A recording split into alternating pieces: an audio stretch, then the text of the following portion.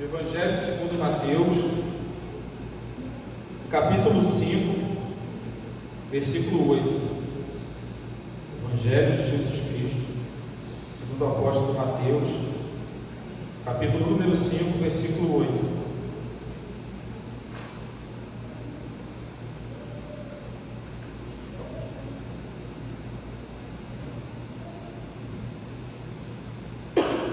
Amém? Bem-aventurados os limpos de coração, porque verão a Deus. Somente esse, somente o 8. Bem-aventurados os limpos de coração, porque verão a Deus. Oremos. Deus amado, Deus eterno, Pai bendito, nós te glorificamos, ó Deus, e somos gratos por podermos estar aqui nesta noite, por podermos, Deus amado, ter o privilégio de sermos chamados seu filho, Pai. Seus filhos através da morte sacrificial de Cristo Jesus na cruz do Calvário. Esse é um direito concedido ao teu povo pelo próprio Jesus Cristo, que trouxe aos nossos corações para crermos que Ele é o Salvador, Ele é o Redentor, Ele é o Reconciliador, aquele que trouxe o homem, o pecador, perdido, de novo para Deus justificado. Obrigado, Senhor, que o Senhor possa abençoar a tua igreja, que possamos ouvir a tua palavra, que os nossos corações possam se alegrar nesta noite, que possamos sair daqui, Pai amado, felizes em ti, Deus. Seja conosco, nós te pedimos e te agradecemos em nome de Jesus Cristo. Amém, Deus. Amém. Gostaria, antes de começar, de falar com as crianças que estão com a prancheta, né? Nós já estamos com essa prática, que as crianças participam do culto junto conosco. Pedir que elas estejam desenhando na parte de... Nicolas já até me desenhou ali, desenhou com um narigão, mas na parte de desenho dois corações. Dois corações, um coração limpo e um coração sujo. Bom, crianças? E bem, irmãos, nós vamos prosseguir, nós estamos com uma série de sermões nós estamos aprendendo, estamos juntos estudando sobre as bem-aventuranças, o Sermão do Monte. Nós estamos na parte das bem-aventuranças. Nós já aprendemos que as bem-aventuranças, elas não são para todo homem, toda mulher, assim dizendo. Não é todo homem e toda mulher que pode ser o bem-aventurado, entendendo da forma que Jesus Cristo colocou. Entendemos também que as bem-aventuranças não podem ser conquistadas pelos nossos méritos, pelas nossas práticas ou pela nossa busca. É algo que Cristo Jesus, nosso Senhor, nosso Salvador, Ele deu, Ele dá, Ele coloca são atributos, vamos dizer assim, ao seu povo, único e exclusivamente. Não adianta o homem de si só querer buscar cada atributo desse, cada qualidade, se assim eu posso dizer, dessa, porque nós falharíamos miseravelmente. Se Cristo, se o nosso Senhor não tratar de nós, nos fizer entender e colocar em cada um de nós cada uma dessas qualificações, não seríamos capazes de conseguir. Já aprendemos sobre isso e chegamos hoje no versículo de número 8, do capítulo 5. Bem-aventurado os limpos de coração, porque verão a Deus. Se nós formos parar para pensar e olhar, nós vamos ver que toda a palavra de Deus, toda a Bíblia, do Antigo ao Novo Testamento, usa muito a palavra coração. Usa esse coração para mostrando a nós, na verdade, que o coração, de fato, é o centro da vontade do homem, o desejo do homem, aquilo que o homem quer, aquilo que ele almeja, ou também quem de fato ele é. Isso a Bíblia cita o coração para essas coisas, para mostrar quem na verdade nós somos, quais na verdade são os nossos desejos e aquilo que nós temos oculto e guardado em nossos corações. Há um ditado popular que diz que o coração do homem é terra que ninguém conhece, justamente porque quando algo acontece e a gente olha para aquela pessoa e pensa assim, poxa, eu tenho certeza que provavelmente todos passaram por isso. A gente olha para aquela pessoa e fala, poxa, eu esperava tudo de qualquer um, menos dessa pessoa. Aí outra pessoa vem e diz: olha, o coração do homem é terra que ninguém conhece, lugar que ninguém conhece. Por quê? Porque mostra de fato quem o homem é, quem nós somos, né? O que nós de verdade somos está em nossos corações. E somente o Senhor, Deus Todo-Poderoso, é que pode sondar os corações, que pode saber, e Ele sabe, e Ele diz aos seus discípulos. Nós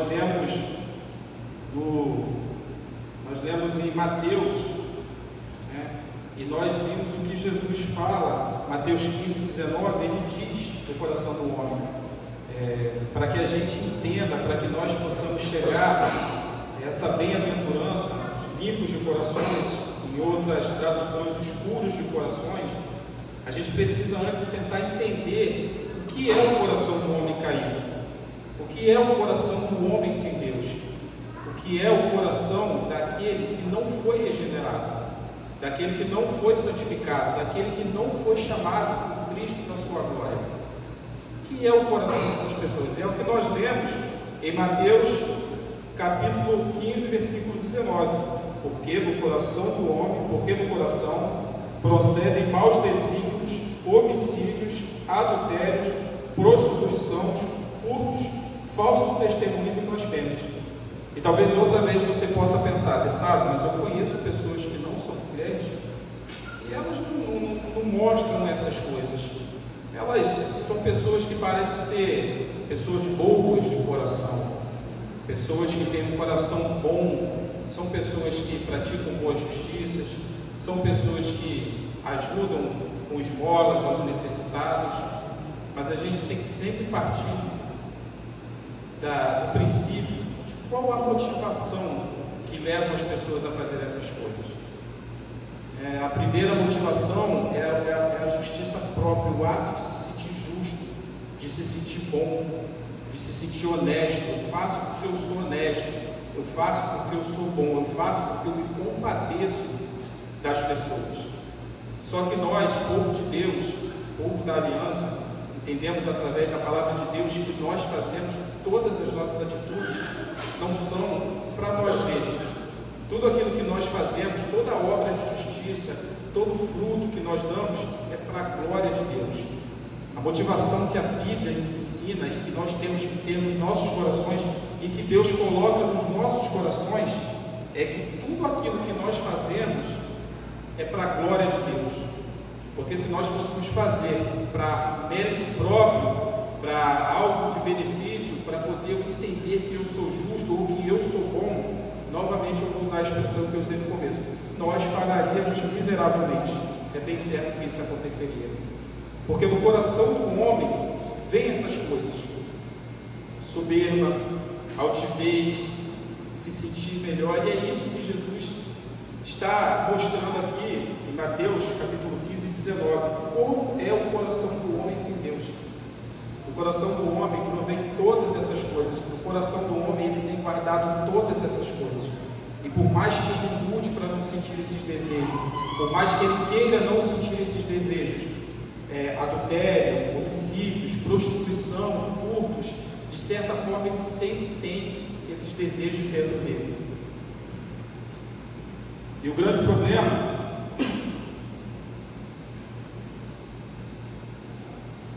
também, trazendo agora para o povo de Deus, trazendo para o nosso meio, nossos arraiais, como o pastor Manuel gostava de dizer, é que nós, quando olhamos para as pessoas, nós vemos apenas o exterior. E quando nós vemos o exterior, nós queremos entender e saber tentar decifrar quem de fato é aquela pessoa. Novamente caindo no laço de achar que pessoas sem Deus são pessoas boas. Irmãos, boas que eu digo, não estou falando de desonestidade.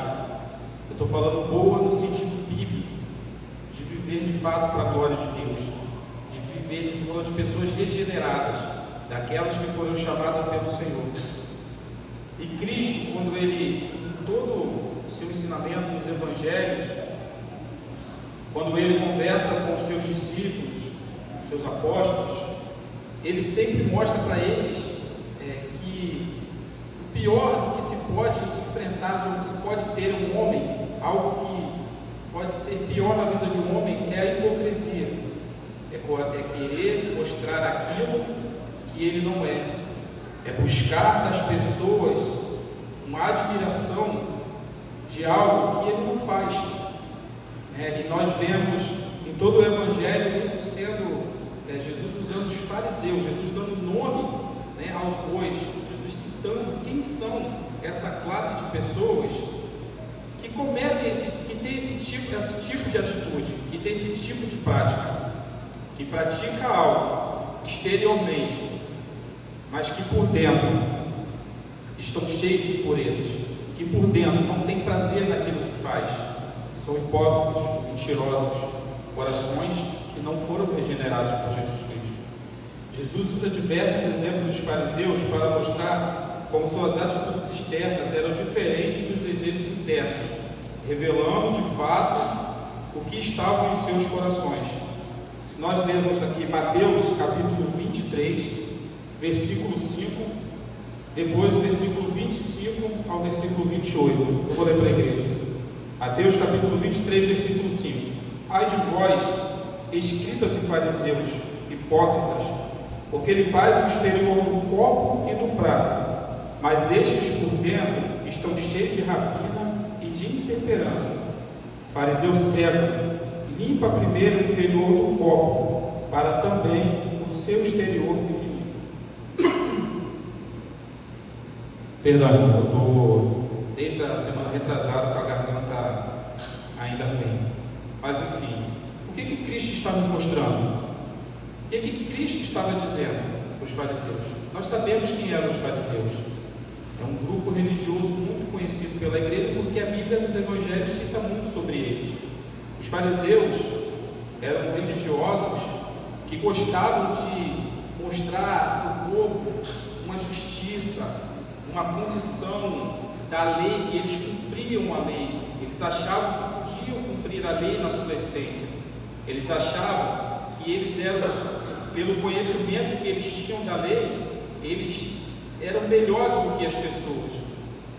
Mas quando Jesus fala sobre eles, e Jesus, em certa parte, ele diz que deveríamos fazer com os discípulos, pelo menos, ou o povo, o que os fariseus mandavam, mas não deveriam fazer aquilo que eles faziam, é justamente pelo fato da hipocrisia que estava em seus corações. Eram pessoas que estavam interessadas em aparecer para o povo, em status, em se mostrar numa fé maior do que todos. A gente vai vendo quando Jesus vai falando da hipocrisia deles. Era um povo um grupo religioso que, quando ofertava, tocava trombeta de forma literal para chamar a atenção de quem estava e ver que eles estavam praticando aquelas obras. Mas lembra que eu falei que se nós não fizermos para a glória de Deus, nada não faz sentido? Lembra que eu falei que o ímpio, quando faz essas coisas, ele não faz para a glória de Deus, e isso não pode dizer que é uma obra de justiça do coração, porque ele faz para si próprio. Os fariseus tinham esse costume e eles gostavam disso, gostavam de ser enaltecidos, gostavam de ser admirados, gostavam que as pessoas olhassem para eles de forma que eles se sentissem superiores, super-homens, que eles se sentissem melhores de fato do que os outros. Colocavam um fardo nas pessoas que as pessoas não podiam carregar, sendo que eles sabiam, dentro deles, no íntimo deles, que eles não praticavam nem metade daquilo que eles pediam, não eram capazes de suportar nem um pouco daquilo que eles exigiam do povo, mas faziam como se eles fizessem. No versículo 25 ao 28, ai de vós, escribas e fariseus, hipócritas, porque sois semelhantes aos sepulcros caiados, que por fora se mostram belos, mas interiormente estão cheios de ossos de mortos e de toda a imundícia. Assim também, vós exteriormente pareceis justos aos homens, mas por dentro estáis cheios de hipocrisia e de iniquidade. Jesus vai mostrar o que está dentro do coração desses homens, o que está dentro desses homens. Por fora, mostrava uma beleza exuberante, Por fora, chamavam a atenção pelo aquilo que eles faziam, mas por dentro estavam cheios de imundícias. Por dentro, o coração estava sujo, apodrecido, porque eles não visavam a glória de Deus, eles visavam a glória dos homens.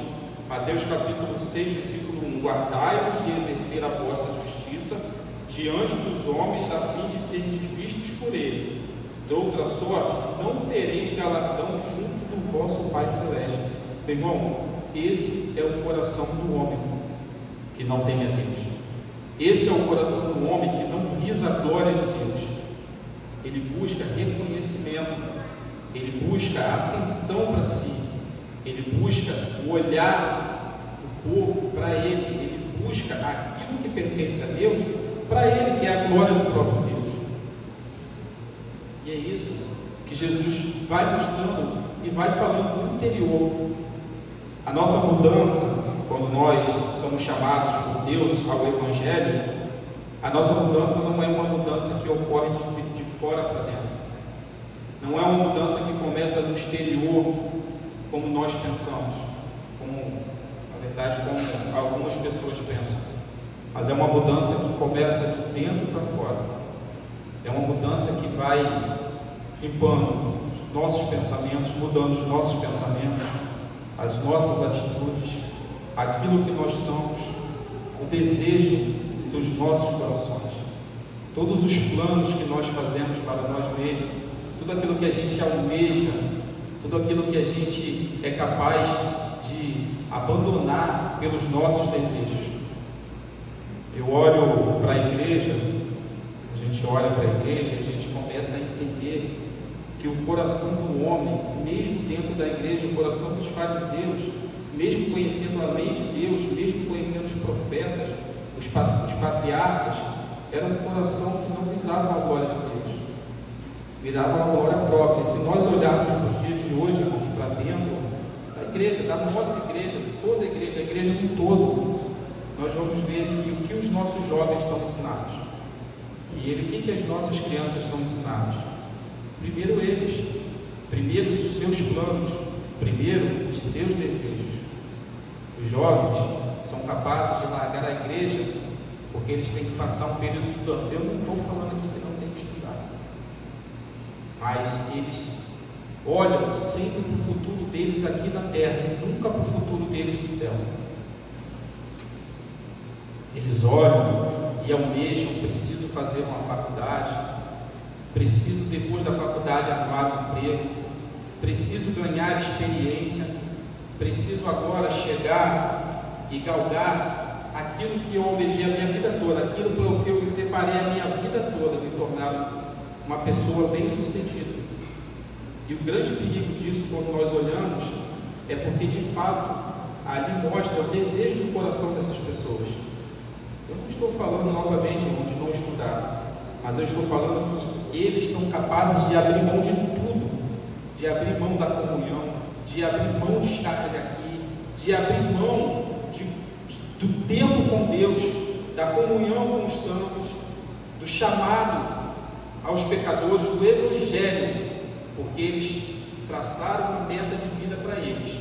Eu preciso chegar aqui, para só depois eu olhar para aqui. Isso revela muito dos nossos corações. Por que eu estou dizendo isso? Porque parece uma coisa boba, parece uma coisa simples, uma coisa que não faz muito sentido, mas, irmãos, faz todo sentido, porque mostra que primeiro sou eu, e esse é o homem natural. Primeiro os meus desejos, primeiro os meus planos, primeiro aquilo que eu tracei para mim. Depois eu vou para a igreja, eu posso ser crente aqui, eu posso ler a Bíblia em casa, eu posso ter seu pensamento humanista de hoje, egocêntrico. Depois eu busco uma igreja, a gente vê esse tipo de atitude.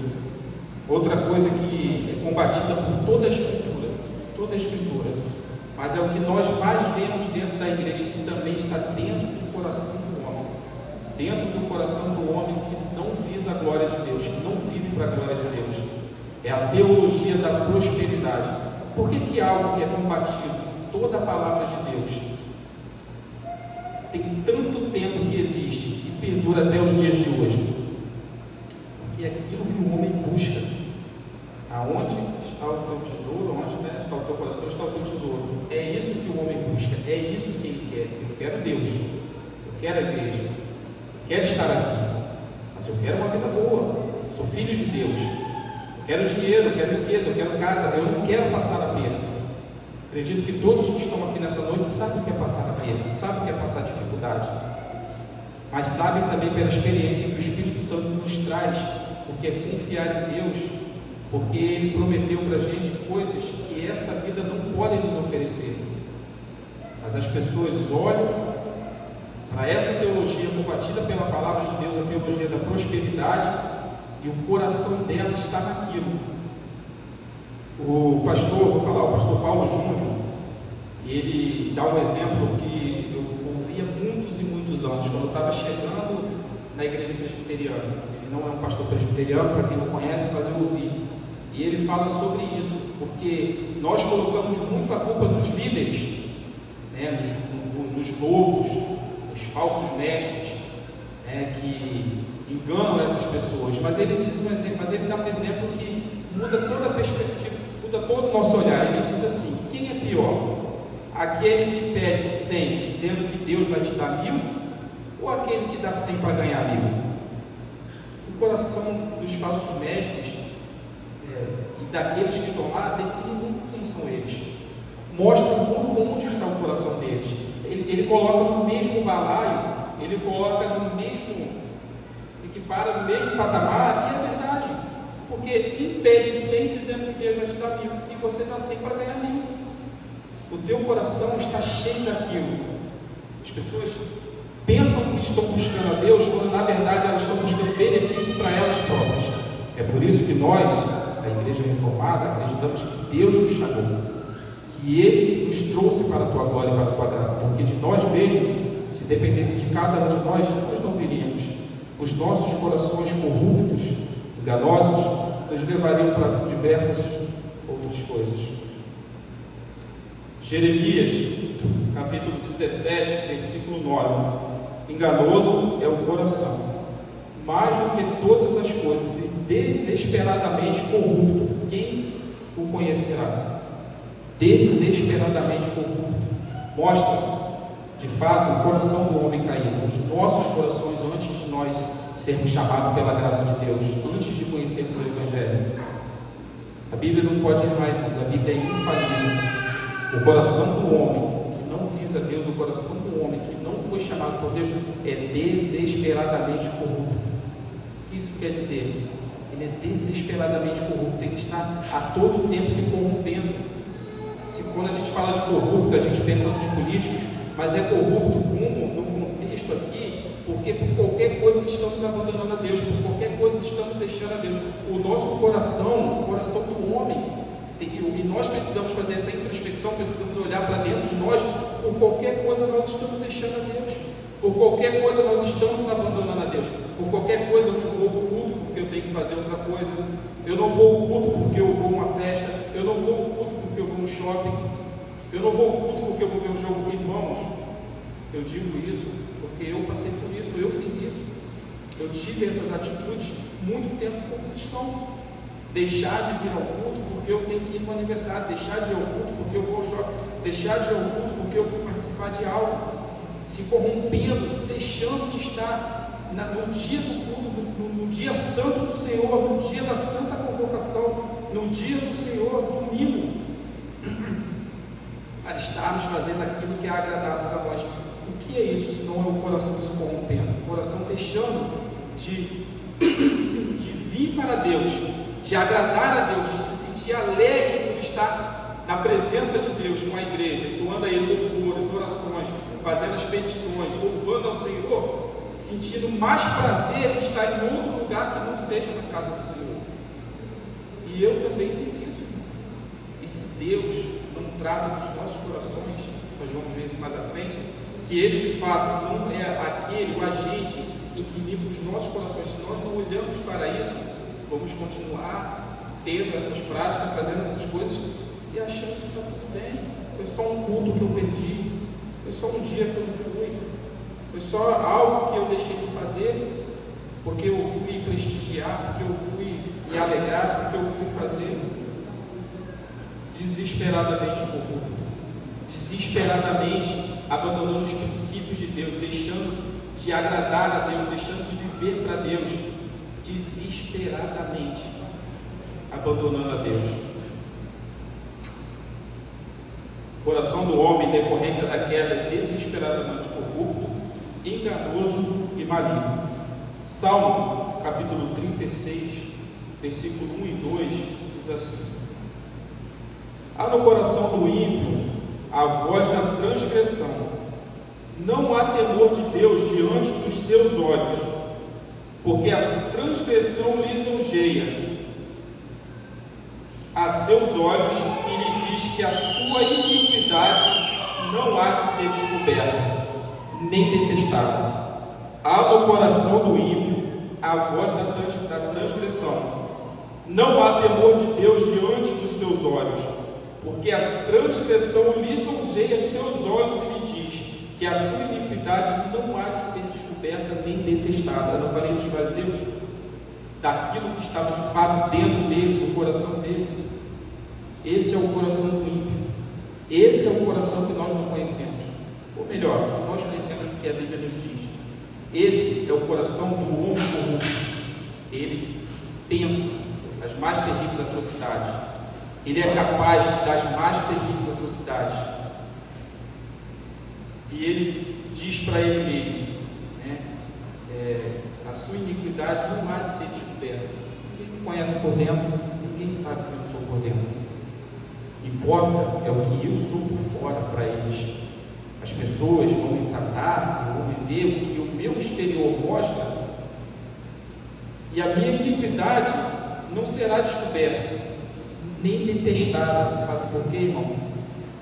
Porque se conhecer o que tem no coração das pessoas, se nós pudéssemos sondar as mais terríveis atrocidades, se nós não tivéssemos a capacidade de olhar somente o exterior, nós, os mortais, os homens, nós veríamos no coração dessas pessoas as mais terríveis atrocidades, mas nós só vemos o exterior. E eles se iludem, como os fariseus, que buscavam a glória deles próprios, que buscavam a glória do homem, reconhecimento do homem. Eles se iludem. Ninguém pode ver no meu coração, ninguém sabe o que eu sou por dentro. Vou viver de aparência. Vou viver de aparência. Vou dizer que sou contra a corrupção, mas a todo tempo estou me corrompendo. Vou dizer que abomino os políticos, vou olhar para a atitude deles e vou falar: são homens miseráveis, mentirosos, enganam o povo. Mas na primeira oportunidade que tenho, me corrompo. Na primeira oportunidade que tenho, não devolvo o troco a mais que veio para mim. Estou falando do homem que tem um coração não regenerado, um coração ímpio. Ninguém sabe, ninguém viu, né? Sabe aquilo que eu faço exteriormente, sabe aquilo que eu sou exteriormente, se enganam a eles mesmos, achando que estão lucrando com isso, achando que, não, da próxima vez eu não faço, fiz só agora, foi um deslize, né? Ou quando alguém descobre, estava passando, é sempre dessa forma, sempre olhando para o exterior, sempre se preocupando com aquilo que é externo, com aquilo que as pessoas veem dele, mas não com de fato o que está dentro dele, de fato o que está dentro do seu coração, se alegrando com aquilo e fingindo que não se alegra. Os fariseus faziam as coisas, colocavam fardos pesados, faziam as coisas como se eles fossem os melhores, mas por dentro o coração deles, cheio de imundícia, não sentia prazer na lei do Senhor, não sentia prazer em estar fazendo aquilo de fato para glorificar a Deus. Faziam porque para estarem sentados nas primeiras cadeiras, para serem recebidos nos melhores lugares.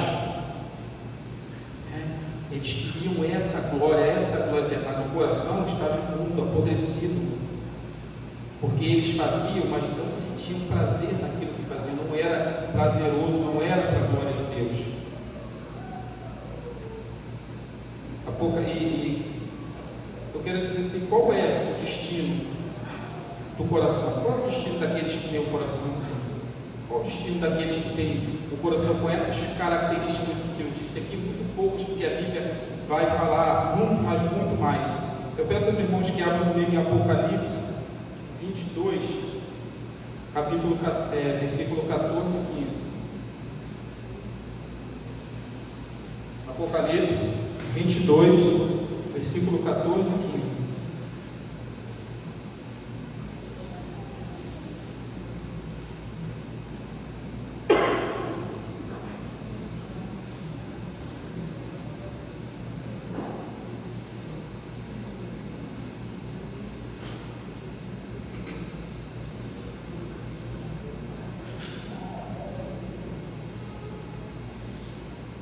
Amém?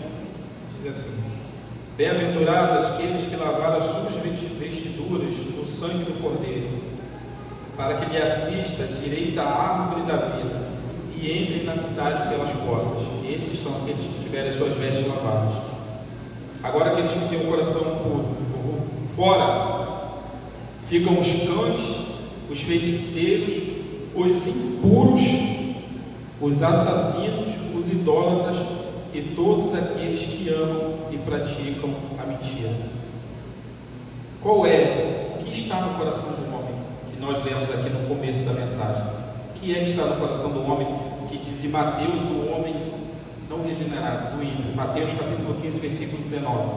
Porque do coração do homem procede maus desígnios, homicídios, adultérios, prostituições, furtos, falsos testemunhos, blasfémias. Ficarão de fora os cães, os feiticeiros, impuros, assassinos, os idólatras, aqueles que praticam a mentira, os impuros.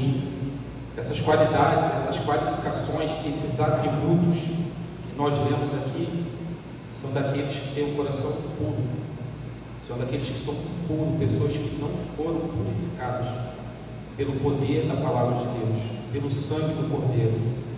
A essas pessoas que têm o coração puro, está destinado ao sofrimento eterno, está destinado à separação eterna do homem com Deus, está destinado a viver para sempre longe do Senhor.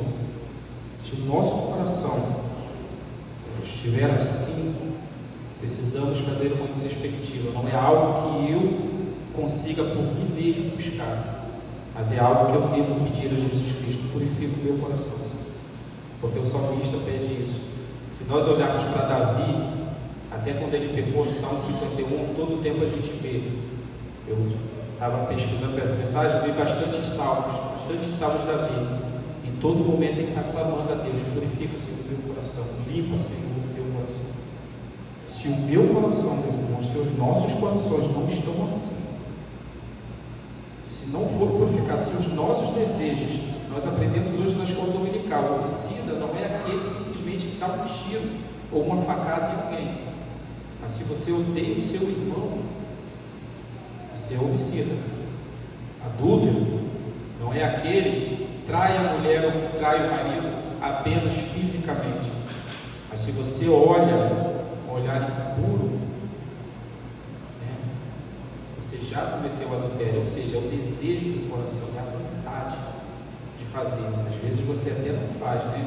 Estou dizendo isso de um modo geral, tá? Estou dizendo isso para tudo.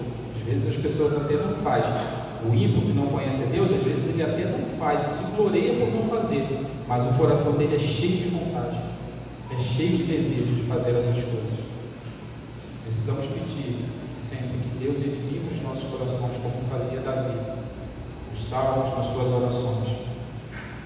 E analisando assim o coração do homem caído, poderíamos dizer, à luz disso, um homem pode se fazer de si mesmo crente, um homem pode de si mesmo purificar o seu coração, limpar o seu coração?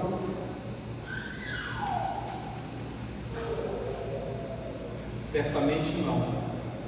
Pelo contrário, podemos assim afirmar aquilo que já foi dito aqui pelo pastor Vinícius e pelo presbítero Leonardo, de que as bem-aventuranças são algo que não podem ser alcançadas pelo homem, mas somente Cristo pode conceder. Só podemos ver a Deus se tivermos o coração limpo, mas acabamos de examinar o que somos por nossa própria natureza. Acabamos de ver o que somos por nossa própria natureza. De que forma, irmãos? De que forma o homem pode ter o coração limpo? De que forma o homem pode limpar o seu coração? De que forma o coração do homem pode tornar-se de fato um coração limpo? Somente Jesus pode limpar o coração do homem. Essa bem-aventurança, como todas as outras que nós vimos até aqui, só pode estar em nós, só pode estar sendo exercida por nós, se Jesus Cristo, nosso Senhor, fizer isso por nós, se Ele limpar os nossos corações, se Ele nos purificar, se Ele tornar os nossos corações limpos. Já disse, já foi dito aqui outras vezes, vou repetir: o homem de si mesmo, que procura limpar o seu coração por sua própria conta, ele vai falhar miseravelmente. Ele vai se frustrar a cada tentativa. Ele vai achar que está conseguindo e ele vai falhar. Se o nosso Senhor soberano, se o nosso Salvador, se Cristo não fizer essa obra por nós, é impossível de nós mesmos termos um coração limpo. Bem-aventurados limpos de coração. Vou pedir aos irmãos que abram Ezequiel 36. Glória de Deus. Ezequiel 36, versículo 22 ao versículo 26.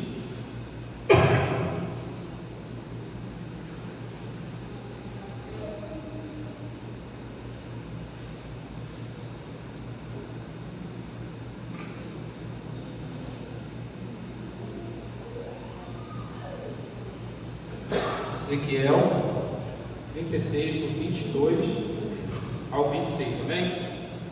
Vou ler, peço que os irmãos acompanhem. Diz, portanto, a casa de Israel: assim diz o Senhor Deus: não é por amor de vós que eu faço isso, ó casa de Israel, mas pelo meu santo nome que profanaste entre as nações para onde fostes. Vindicarei a santidade do meu grande nome, que foi profanado entre as nações, o qual profanaste no meio delas. As nações saberão que eu sou o Senhor, diz o Senhor Deus, quando eu vindicar a minha santidade perante elas.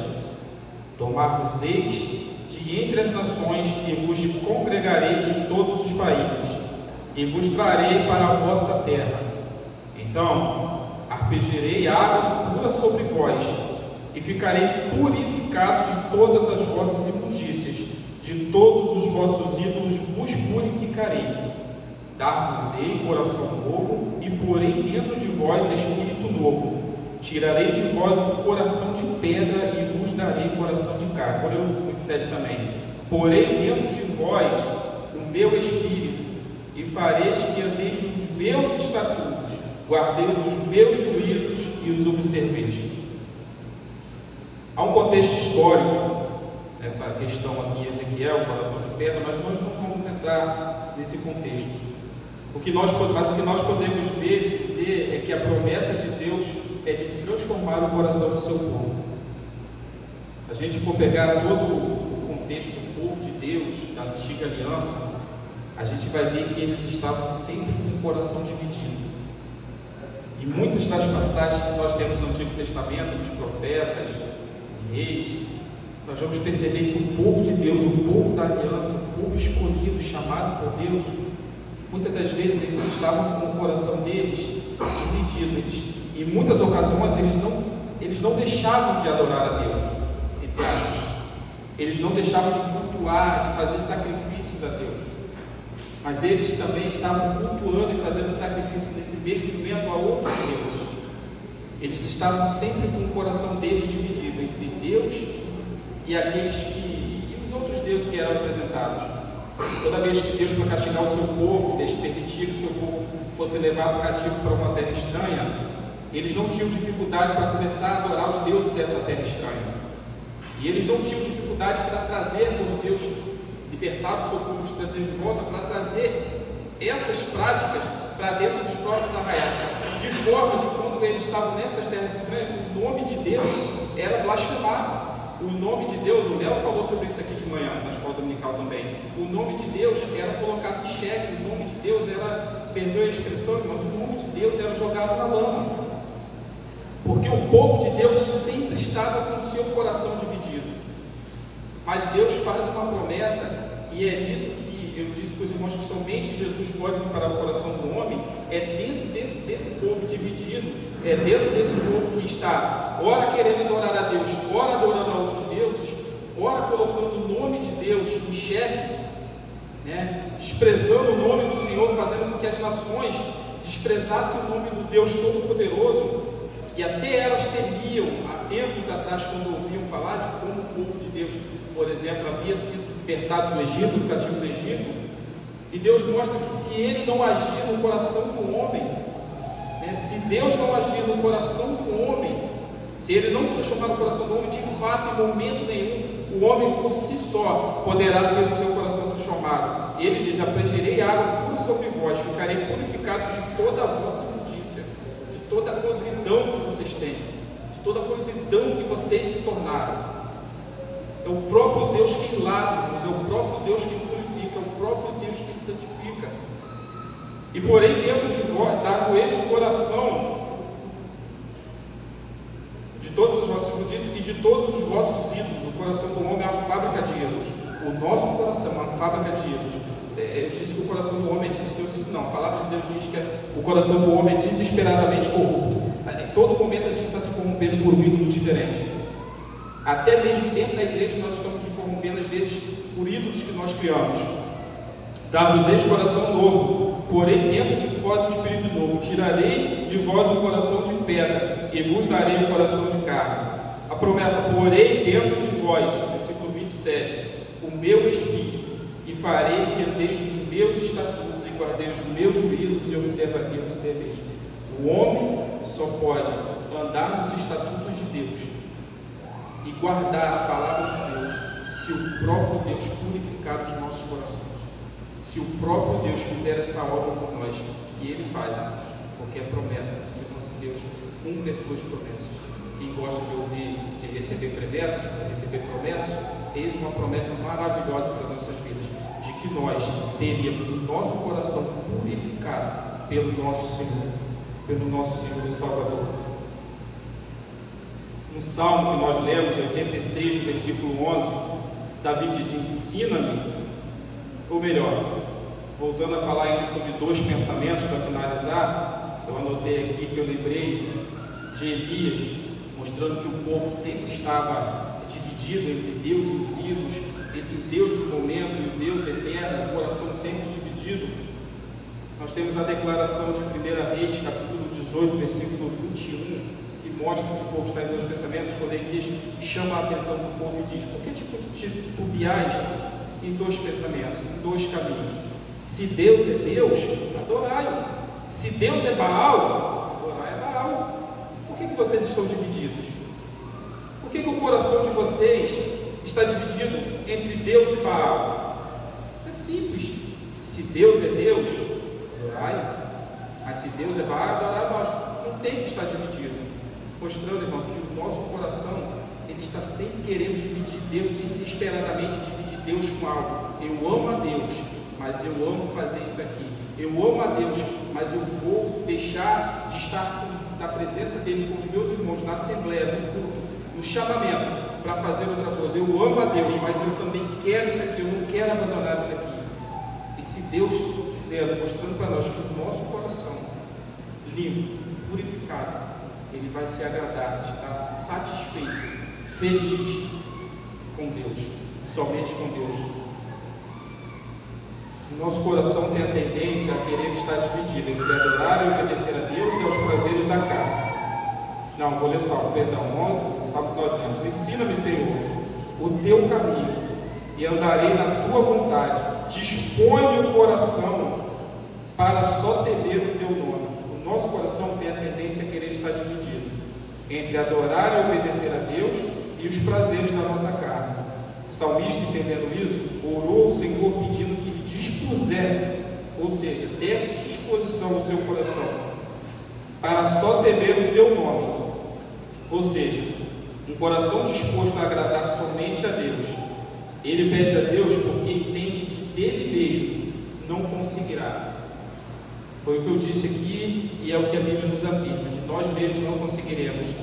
E ele pede, sabendo disso, sabendo do coração que o homem tem, sabendo do coração natural do homem, ele pede: Deus, dispõe o coração, dá disposição ao meu coração, dispõe o meu coração a adorar somente a Ti, a viver somente para Ti, a agradar somente a Ti, porque senão, Deus, eu desesperadamente vou buscar outras coisas, eu desesperadamente colocarei o meu coração em outras coisas. Por isso eu te peço, e a nossa oração é essa: dispõe, Senhor, um coração que tema somente ao Senhor, que ame somente ao Senhor, que viva somente para o Senhor. Provérbios, capítulo 4, versículo 23: sobre tudo que se deve guardar, guarda o coração, porque dele procedem as fontes da vida. Porque verão a Deus, o coração limpo, uma promessa de Jesus Cristo de limpar o coração do seu povo. Já estou quase finalizando, irmãos. Nós temos como essa promessa de termos o coração limpo, a promessa de que bem-aventurados os limpos de coração, bem-aventurados aqueles que tiveram o coração limpo, o coração regenerado, o coração transformado por Cristo, por somente aquele que pode transformar os corações. Por que eles são bem-aventurados? Porque verão a Deus. Hebreus, capítulo 12, versículo 14: segui a paz com todos e a santificação, sem a qual ninguém verá o Senhor. O coração limpo é o coração que foi santificado. Eu já ouvi muito, não aqui, mas já ouvi muito em muitos lugares que ninguém é santo. Dentro da própria igreja eu ouvi: ninguém é santo.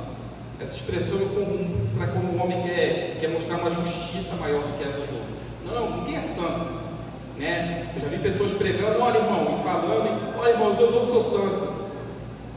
Primeiro que nós temos que entender que Deus chamou o povo santo. Deus nos chamou para a santificação, e quem nos santifica é o próprio Deus. Segundo, que nós precisamos entender que esse santo que Ele nos torna, porque quando a gente escuta a palavra santo, a gente tende a pensar diretamente em Deus. Ninguém é como Deus, nem os anjos que estão nos céus são como Deus. Ninguém pode alcançar a santidade de Deus, ninguém pode ser como Ele. Santo é ser separado do mundo. Santo são aqueles que lutam contra a sua própria natureza pecaminosa, contra a sua própria carne. Nós fomos chamados à santidade, e aquele que santifica os nossos corações é o próprio Cristo. É Ele quem santifica os nossos corações. Antes de você pensar que ninguém é santo, que você não é santo, lembre-se que a palavra de Deus afirma que sem santidade ninguém verá a Deus. Sem santificação ninguém verá a Deus. Santo, santificado só pode ser aquele que teve o coração regenerado, o coração transformado. O coração limpo é o coração que foi santificado pelo nosso Senhor. O que faz necessário para que possamos ver a Deus? A santificação é um coração limpo. Porém, podemos de fato ver a Deus nessa vida?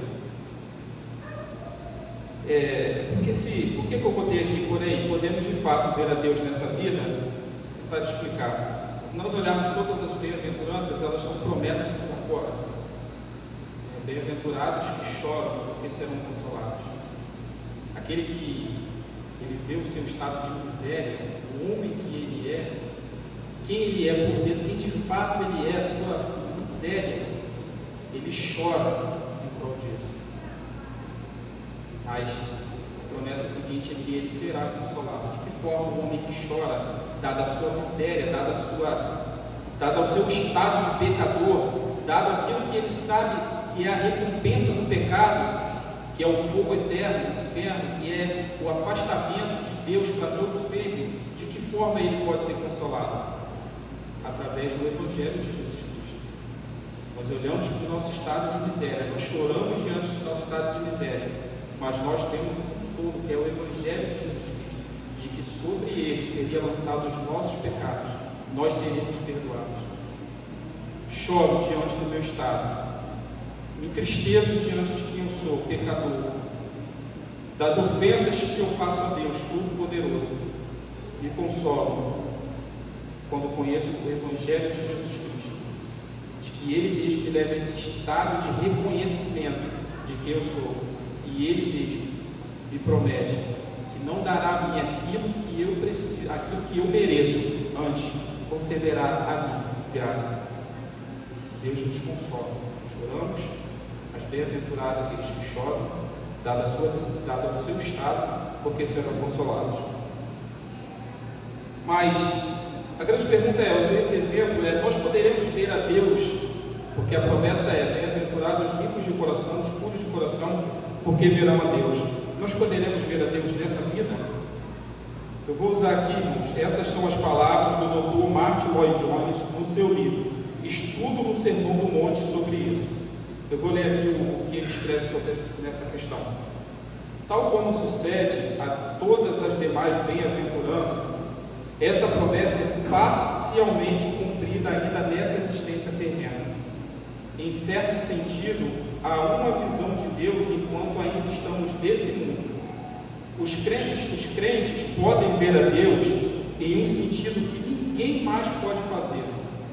Os crentes podem ver a Deus no sentido em que o homem natural, o homem não arrependido, o homem não regenerado, o homem que não teve o coração limpo por Jesus Cristo, não pode fazer. O crente pode ver Deus na natureza, enquanto o descrente não pode vê-lo.